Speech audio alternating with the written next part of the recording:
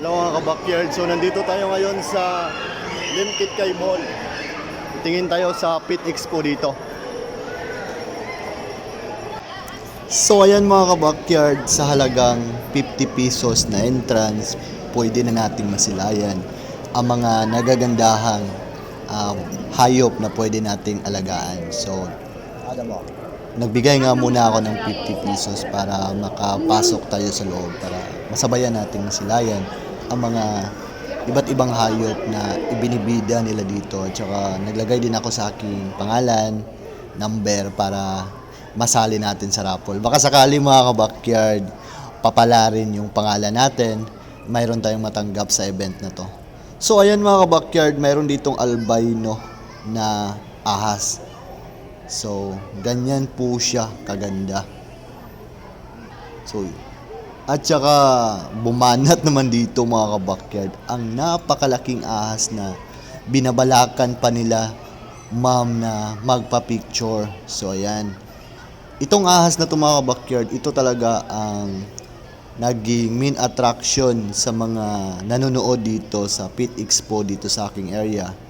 Dahil umupo sila doon sa upuan at saka nagpa-picture sa malaking ahas. At meron naman ditong half cider na ahas mga ka-backyard. Sa mga mahihilig sa ahas mga ka-backyard, bagay na bagay sa inyo to. Marami kayong mapagpipilian dito katulad sa mga ipinakita ko sa inyo ngayon. At saka sa mahilig naman sa mga fancy chicken, mayroon tayo ditong modern game bantam. Ayan, sa pinakauna. At saka itong parisan na Polish Friesel at saka Polish Roaster. So, mayroon po mga manok dito mga ka-backyard na ibinida, mayroong kusyamo. Bala ko sanang isali ang aking mga alaga dito mga ka-backyard, kaso wala talaga akong time, busy ako sa trabaho. Baka by next event, makasali na tayo mga ka-backyard hopefully. Dahil mayroon ako mga good for show doon ng mga fancy chicken na pwede nating ibida sa mga event. Kaso lang, ang oras talaga mga ka-backyard masyadong complex sa aking oras dahil meron naman akong trabaho. Hindi naman ako nagpo-focus sa aking pag-aalaga ng mga fancy chicken, ibon. Ginawa ko lang kasi yung hobby. Kaso lang, dumadami na sila kaya nag-out na ako para mai-sustain ko naman ang kanilang mga daily needs sa araw-araw.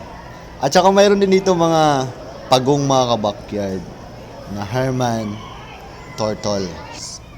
So, ang isang ito mga ka-backyard, isa itong alligator snapping turtle. So, mag-ingat tayo sa ganitong klaseng turtle mga ka-backyard dahil pwede tayong matusok sa kanyang nguso o di kaya pwede tayong kagatin. Dahil mapanganib po ang turtle na yon. At saka ang isang to, isa po siyang common snapping turtle. So, ayan, napakalikot niya sa loob ng kanyang area. At saka dito naman sa kabila, mayroon ding dalawang malalaking turtle. So, ayan. So, gustong-gusto talaga ng mga bata, mga ka-backyard, ang mga ibinidang hayop ngayon sa Pit Expo dito sa Cagayan de Oro City.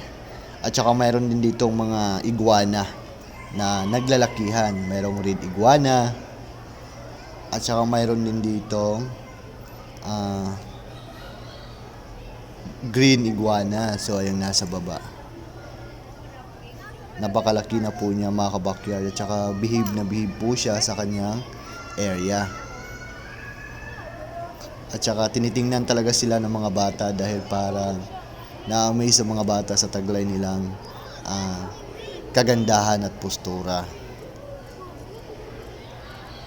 At dito sa taas mga backyard, natutulog po ang sugar glider. So ayan, nasa ano po siya, nasa bagul ng niyog mga backyard na tutulog. At saka itong isang to, behave na behave din siya mga backyard, parang inaantok. So mayroon din sila ditong mga lobster, ganyan. Binibinta din nila. Sa mga mahilig din sa tarantula mga backyard, mayroon din dito mga tarantula na ibinida din nila sa show para ma-expose ang kanilang mga alaga.